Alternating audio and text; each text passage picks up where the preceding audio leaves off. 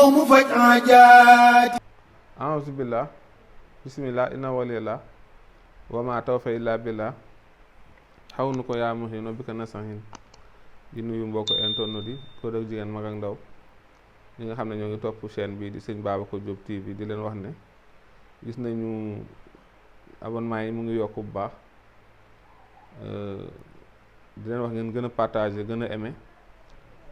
ndax dina dimbali page bi ak chaîne bi ba mu gën a yéeg dina tax tam li ñuy wax di gën a nit ñi di ko gën a dégg muy gën di sori loolu itam dinañu gën a sawarloo ci ñuy gën di indi ay njariñ yoo xam ne dina leen jariñ fii seen àdduna ak fële ci àllaaxira ëllëg. tey ñu indi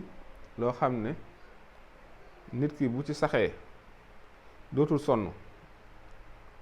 fii ci àdduna te bu demee yàlla yemal xiyaam tam incha allahu taala dina texe gu mat sëkk. muy juróom-ñaar yoo xam ne bi ci njëkk mooy nit ki na fexe ba sax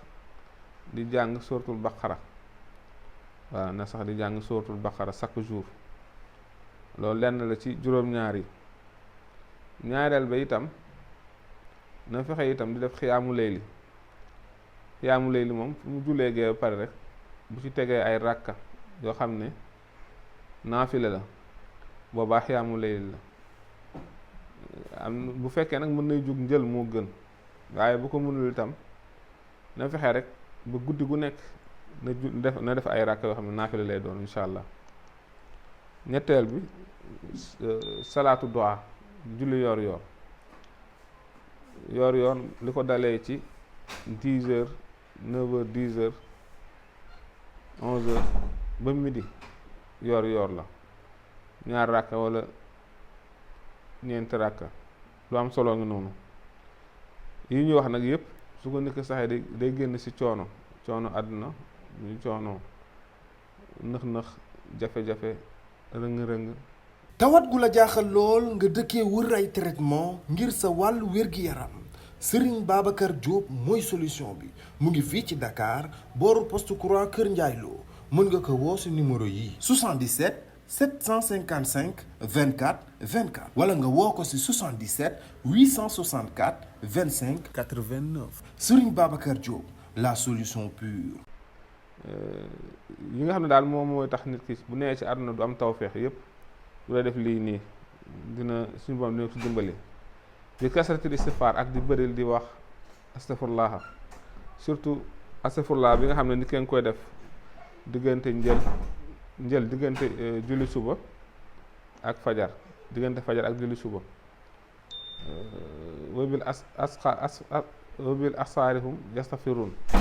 wabil asxaarihum yastaghfirun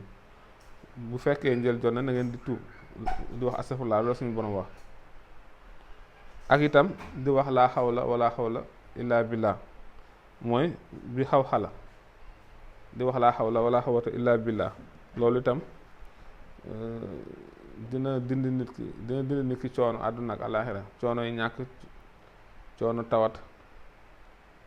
teggil ko itam nattu kaso dina waral itam nit ki jege boroomam set ci bàkkaar coono ñàkk dépense coono ñàkk liggéey coono ñàkk jabar wala ñàkk jëkkër yooyu yëpp incha allah su fekkee nit ki nga bëri di wax laa hawla wala quwwata illa billah suñu borom dina ko ci dimbali.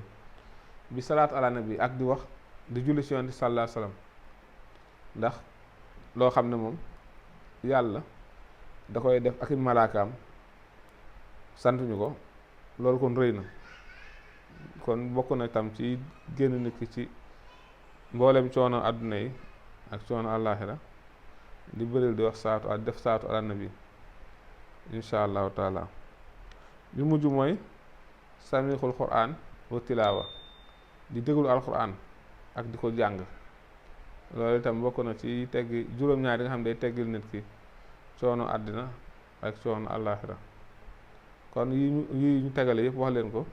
maanaam lu yonent saa sallam jàngale la muy juróom-ñaar yu am solo nit ki war koo fonk góor-góorlu rek